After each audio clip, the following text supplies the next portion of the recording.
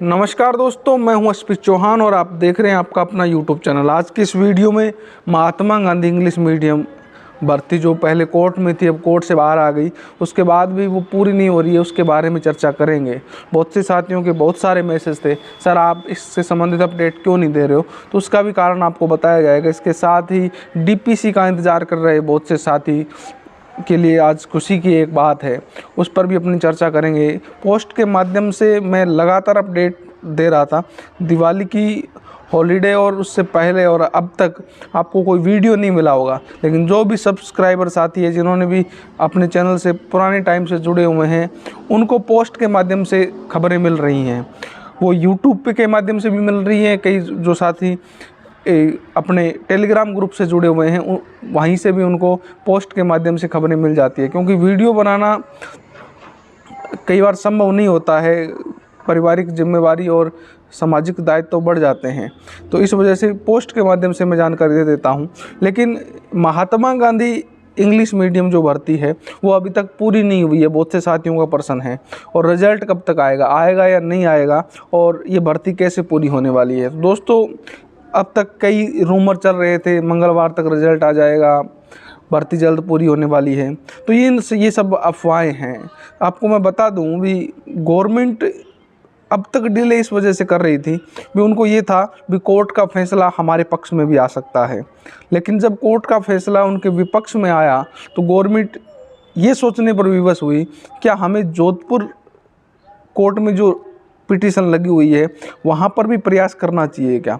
लेकिन एडवोकेट के माध्यम से जब उनको सूचना मिली भी वहाँ पर भी प्रयास करने से कोई फ़ायदा नहीं है, वहाँ पर भी आपको यही रिजल्ट मिलने वाला है, और अगर आपको इसको चुनौती देनी है तो आपको डीबी में जाना पड़ेगा, जो कि एक लंबा प्रोसेस है। डीबी में जाने का मतलब है भी आप इस भर्ती को पूरा नहीं करना चाहते, यह भर्ती पूरी इस सेशन में नहीं होगी। तो गवर्नमेंट ने उस चीज़ फाइल को क्लोज़ किया और कोर्ट में जो यही जजमेंट हुआ है जयपुर का, उसी की कॉपी भिजवाकर वहाँ के मामले को क्लोज करने के निर्णय दे दिए।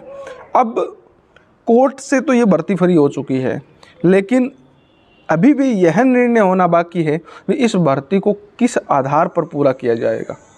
अब किस आधार पे जब मैं ये शब्द बोल रहा हूँ तो कई साथियों के जहन में ये प्रश्न जरूर उठ रहा होगा भी आधार का क्या मतलब है। जब विज्ञप्ति जारी कर दी गई है तो उसी आधार पे भर्ती होनी चाहिए। तो दोस्तों, उस विज्ञप्ति को चुनौती कोर्ट में दी जा चुकी है और उस विज्ञप्ति को कोर्ट के द्वारा नकारा जा चुका है भी आप इस बोनस के थ्रू इस भर्ती को पूरा नहीं कर सकते। इसका मतलब है कि वो उस विज्ञप्ति का वो पॉइंट जिस पॉइंट के आधार पर गवर्नमेंट इस भर्ती को कर रही थी बोनस का, वो डिस्ट्रॉय हो चुका है। अब विज्ञप्ति को अमेंडमेंट गवर्नमेंट कर सकती है। अब अमेंडमेंट में क्या होगा, क्या पुरानी प्रोसेस अपनाई जा सकती है या अभ्यर्थियों को गुमराह करके जो संविदा भर्ती है, क्योंकि ये जो महात्मा गांधी की वास्तविक लड़ाई जो लड़ रहे हैं वो साथी लड़ रहे हैं जो ग्रेड 3 के कर्मचारी हैं, जो वो लेवल 1 में हैं, जो लेवल 2 में हैं, क्योंकि सबसे ज़्यादा अत्याचार या जो प्रताड़ित शिक्षक कौम है वो वही है।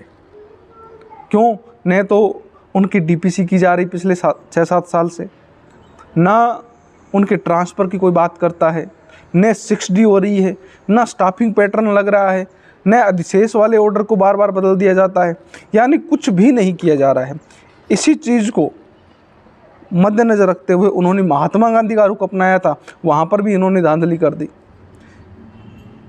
तो इसी पॉइंट को देखते हुए गवर्नमेंट अभी ये निर्णय लेना बाकी है कि उनको भर्ती किस आधार पर करनी है। रिजल्ट में डिले इसलिए किया जा रहा है क्योंकि अगर जैसे ही रिजल्ट जारी कर दिया जाएगा तो फिर उसके बाद में गवर्नमेंट पे दबाव बनना शुरू हो जाएगा। रिजल्ट निश्चित रूप से आएगा, फिर उसमें 1-2 दिन लग जाएं, रिजल्ट आना है, उसमें कहीं भी कोई दो राय नहीं है, लेकिन उसको डिले सिर्फ इसी वजह से किया जा रहा है ताकि उसके बाद अभ्यर्थी दबाव नहीं बनाए भी अब लिस्टें जारी करो, क्योंकि उसमें निर्णय होना बाकी है। और गवर्नमेंट की तरफ से निर्णय क्या लिया जाएगा उस पे अभी मैं कुछ कह नहीं सकता हूं, क्योंकि अभी वहाँ पर निर्णय हुआ नहीं है। जैसे ही इसके बारे में कोई अपडेट आएगी मैं आप तक साझा करूँगा, और रिजल्ट जल्दी आएगा और भर्ती कैसे पूरी होगी, इस पर अभी भी संशय है। और मैं ये वीडियो मंगलवार से पहले भी डाल सकता था, लेकिन मैंने इसलिए नहीं डाला क्योंकि अगर मैं ये वीडियो डालता तो बहुत से साथी आपत्ति लगाते, क्योंकि उनके दिमाग में मंगलवार का कीड़ा था, अभी मंगलवार को तो रिजल्ट आ ही जाएगा, इसलिए मैंने डिले किया। उससे पहले भी मेरा एक बार डालने का प्लान था वीडियो, लेकिन उस टाइम भी मैंने नहीं डाला क्योंकि उस टाइम भी इसी टाइप का रूमर चल रहा था। तो अब आपके सामने सब बातें स्पष्ट हो गई होंगी और नेक्स्ट वीडियो में और कैंडिडेट के साथ आपको बता दिया जाएगा भी ये वैकेंसी कैसे पूरी होगी। इसी के साथ ही डीपीसी के मामले में जो 3 संतान का प्रकरण कोर्ट में चल रहा था उसका निस्तारण हो गया है और अब 8 जो डीपीसीयाँ बाकी थी जो अंतिम चरण में थी, जैसे सेकंड ग्रेड की लेक्चरर की है, संयुक्त निदेशक की है और भी अन्य कई डीपीसीयाँ हैं, वो आज उनकी शुरुआत हो जाएगी अजमेर से और चांसेस है भी ग्रेड सेकंड से ग्रेड फर्स्ट की जो डीपीसी है वो आज अजमेर से हरी झंडी मिलने की पूरी संभावना है और 1 बजे के बाद का टाइम भी दिया गया है। तो अगर कोई व्यवधान नहीं हुआ तो आज डीपीसी होने की पूरी संभावना है। इसी प्रकार वाइस प्रिंसिपल की जो पुनर्विचार वाली है वो भी आज होने की संभावना है। तो बहुत सी सारी डीपीसीयाँ होनी हैं और उसके बाद ग्रेड 3 से ग्रेड 2 की डीपीसी पर भी विचार किया जाएगा और निर्देश दिए जा चुके हैं और जो सीनियरिटी लिस्ट हैं वो बनना शुरू हो गई है। इसकी खबर तो आप तक पहुंच गई होगी।